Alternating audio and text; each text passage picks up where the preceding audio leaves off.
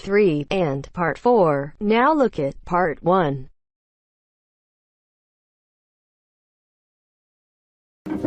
Part 1. Course information. First, you have some time to look at questions 1 to 5.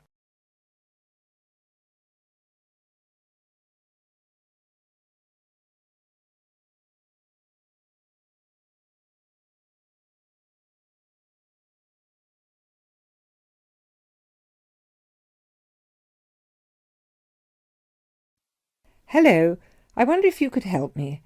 I am interested in enrolling in your MBA programme. Could you give me some information, please? Yes, of course. I'll take a few details first of all, and I'll give you a copy of our prospectus. Oh, that's okay. I already have one here. I've been researching the MBA courses in the local area, so I already have lots of course information. That's great. OK, so first of all, can you tell me your name, please? Yes, of course. It's Anne Horbury. Horbury, is that Hawberry? Yes, that's right. OK, and what's your date of birth, Miss Horbury? The 22nd of May, 1981. That's great. And you were born in the UK? Yes, I was. All right, can you give me some contact details, please? Sure. My address is 26 Simon Place in Brighton, and my telephone number is 01903 714 721. Sorry, can you tell me your contact number once again? Yes, it's 01903 714 721. OK, great. And do you have a mobile phone number? No, I don't. Is it important? No, that's OK. I'll just write it on your form, no mobile phone. Now, just a few additional questions. Before you hear the rest of the conversation, you have some time to look at questions 6 to 10.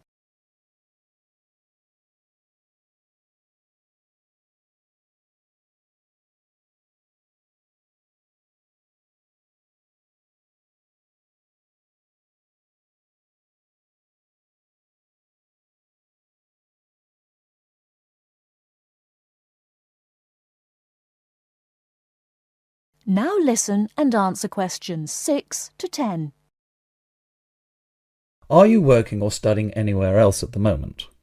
Yes, I'm working for Lloyd Enterprise in the city as a secretary, and I'm also attending a computer course part-time in the evenings. Great. So can you give me some details about your educational background? We need to make sure that your qualifications match the entry requirements. Yes. I completed a business degree a year ago. I've been working since my graduation, but the job market is very competitive these days, so I'd like to do some postgraduate study now. OK, that sounds fine. Your degree is relevant, and it's good that you have some work experience too. I do need to warn you, though, that our MBA programme is extremely popular and gets full quickly. So would you be interested in applying for any alternative courses if your application is not successful this time?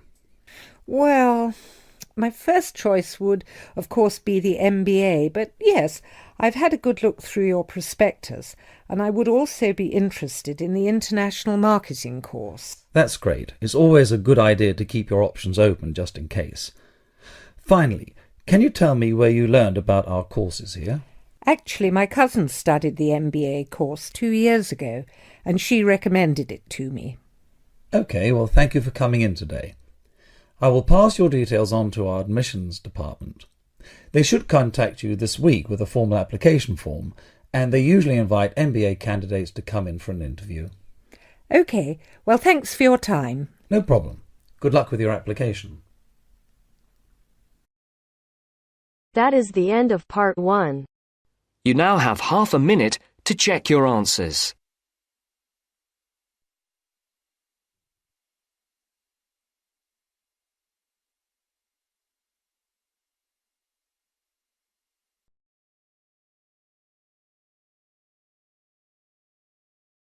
Now turns to Part 2. Part 2. You are going to hear a radio program about sport. First, look at questions 11 to 14.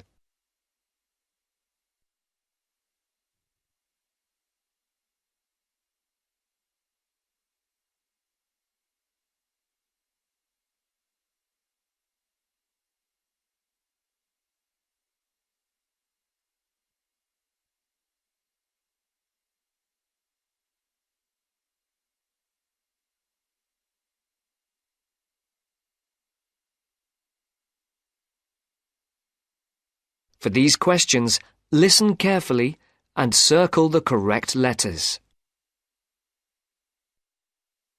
And now for our Mystery Personality of the Week and your chance to win one of our fabulous prizes. Last week's competition generated a huge response, and the first 5 answers pulled out of the bag will receive £100 worth of sports clothes vouchers. And if you didn't win last week, here's another chance. And this week's prize is even bigger. We're giving away 10 prizes of £250 worth of book, music and clothes vouchers to mark the first anniversary of the show on the air. So get your pens ready to take down the address details. Just write the name of the person you think is our mystery personality and send it to Mystery Draw at the address Marcia will give you in just a second. The address will be repeated at the end of the show for those of you who didn't get it. And so it's over to Marcia, who will tell you a few tantalizing details about our mystery person this week. Thanks, Mike. Well, here goes. Our mystery person this week is a very well-known footballer who plays for a famous club and has also played for his national team. He is very talented and is enormously popular, especially for the part he played in a famous footballing victory. And 2 clues. He hasn't got a famous wife, and he speaks French. If you think you know who it is, then pop the answer on a postcard and send it to Mystery Draw, P.O. Box 5110, London SE1 5LE. That's P.O. Box 5110. And please don't forget to write your name and address too. And now it's back to Mike.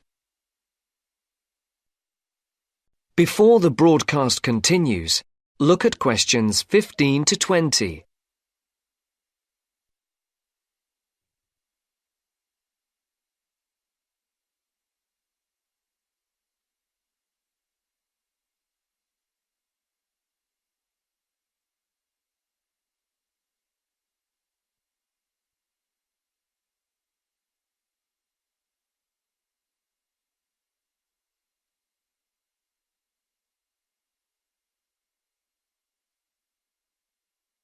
As you listen to the second part of the sports programme, answer questions 15 to 20.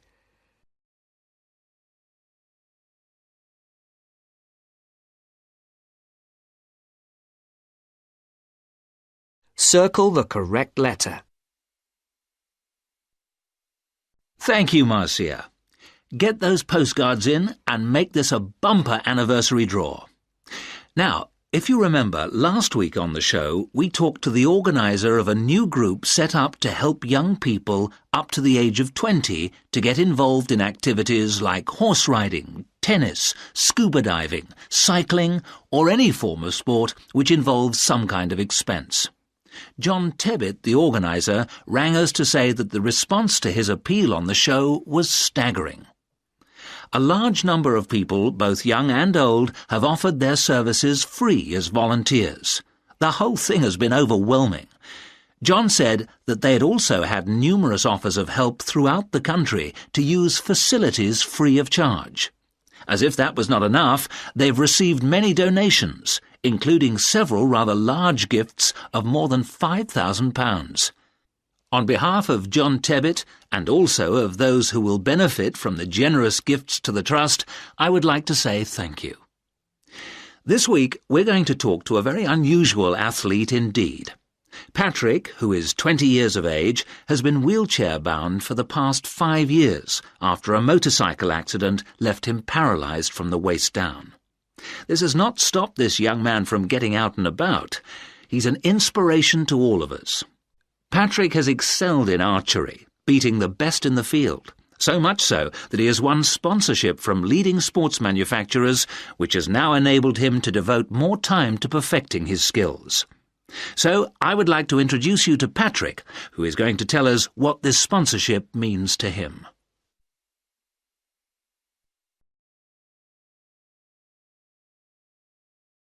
That is the end of part 2. You now have half a minute to check your answers.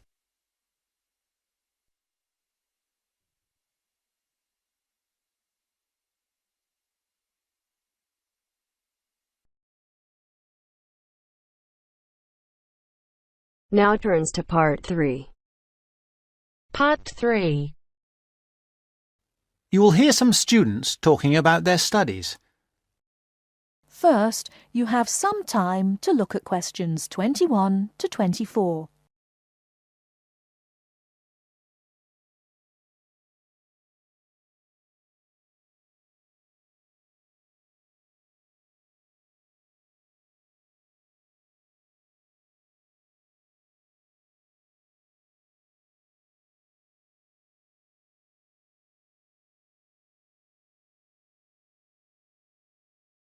Now, listen carefully and answer questions 21 to 24.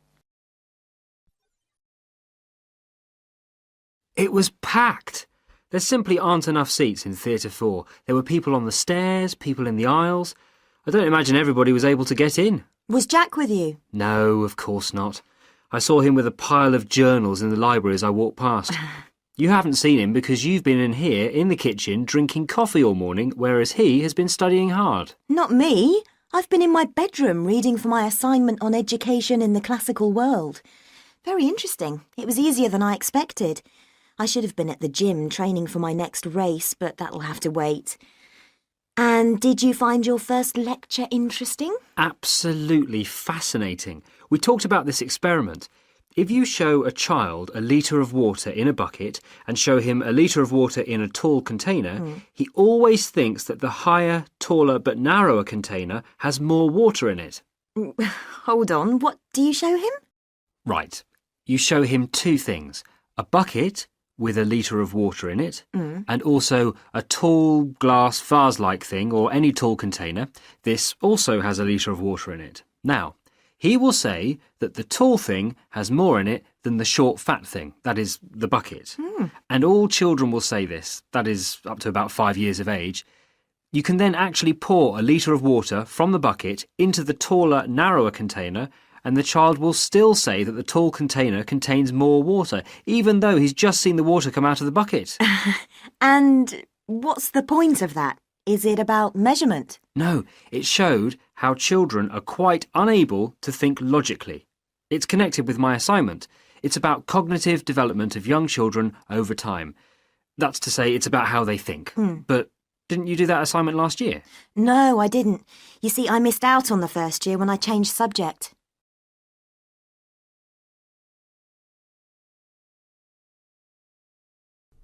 Before you hear the rest of the talk, you have some time to look at questions 25 to 30.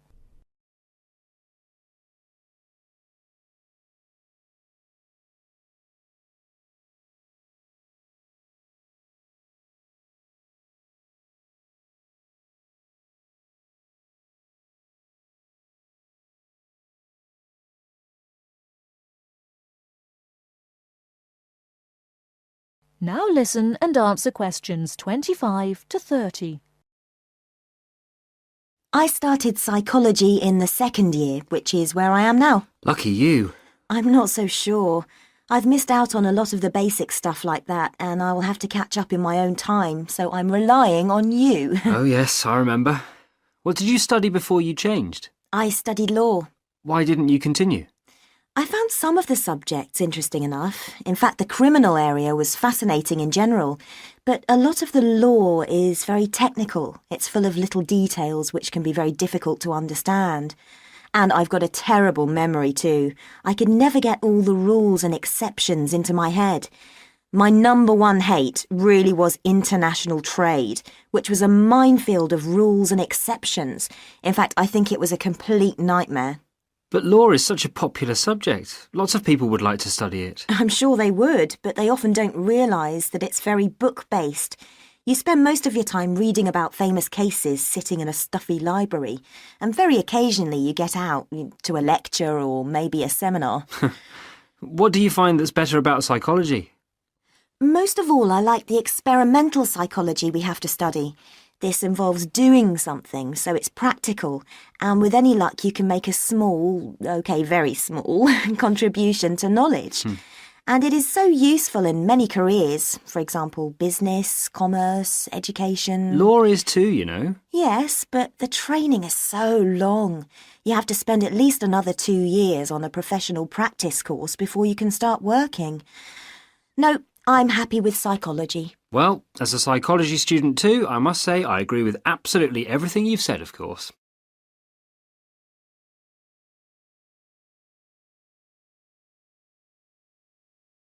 That is the end of part 3. You now have half a minute to check your answers.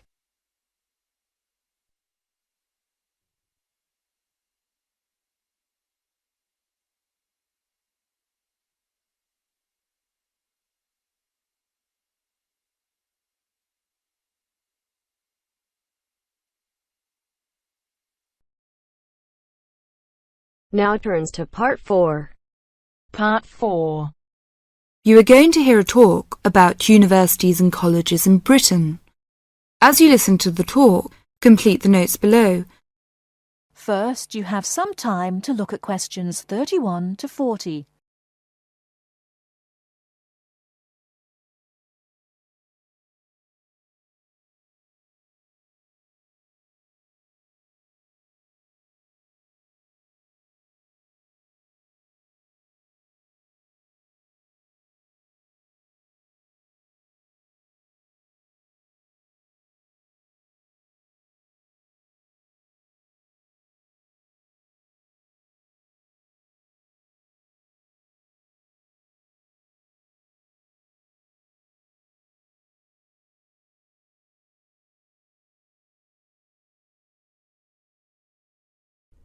Now listen carefully and answer questions 31 to 40. Every year, thousands of young people want to study in Great Britain. They come from a range of backgrounds and have varying expectations of what their study in the country will be like and how to apply to the university. Today, I'd like to talk on universities and colleges in Britain. There are 45 universities, 30 polytechnics, and about 1,000 major technical, commercial, education and art colleges in the UK. In 1973 to 1974, there were over 251,200 full-time students in universities, of whom almost 10% were from overseas. A total of nearly 276,350 students attending full-time courses in establishments of further education, and about 130,270 in colleges of education. University first degree courses in arts and sciences are normally of 3 or 4 years duration, and, with very few exceptions, students are not admitted for any shorter period of study. The academic year normally extends from October to June and is divided into 3 terms. Information about courses and entrance requirements should be obtained by writing direct to the university at least 12 months before the proposed date of admission. All applications for admission are dealt with by the University's Central Council on Admissions, the UCA, to which all candidates seeking admission to a full-time internal first degree course or a first diploma course of more than 1 year's duration must apply. Full details of the admission procedure are to be found in the UCA Handbook, How to Apply for Admission to a University. A copy of this handbook and the standard application form should be obtained from the UCA at P.O. Box 28, Cheltenham and Gloucestershire, GL 501HY. The application form must be returned to the UCA by a stated closing date, usually in December, October for Oxford and Cambridge. The UCA will continue to send application forms to universities for consideration at their discretion for a limited period after the 15th of December. But candidates are strongly advised to ensure that their application forms reach the UCA by the stated closing date to help their chances of selection. Candidates who fail to obtain a place in the initial selection period are automatically put into the clearinghouse scheme in June-July, when these candidates' application forms are again sent to those universities which still have vacancies. Students from the following countries should send their application forms to the UCA via the Overseas Student Office of their own country in London: Bahamas, Brunei, Cyprus, Ghana, Guyana, India, Luxembourg, Singapore, Tanzania, Thailand and Uganda. Graduates of a university in Britain or overseas who wish to take another first degree course should approach the university concerned to require whether it wishes them to apply direct or through the central UCA scheme. Now, let's turn to transfer. It is very rare for a student who has begun a first degree course at one university in Britain to transfer to another British university with a view to completing it there. And there is no provision for the automatic granting of credit for university studies already undertaken. Students who have already completed some university-level study should make inquiries directly with the individual university. To be considered for admission, a candidate must show that his earlier education has qualified him to enter the course and that he speaks, writes and understands English sufficiently well. The usual minimum qualifications for entry to a first degree course in a university are good passes in the General Certificate of Education, the British School Leaving Examination, either 3 passes at ordinary level and 2 advanced level, or 1 at ordinary level and 3 at advanced level.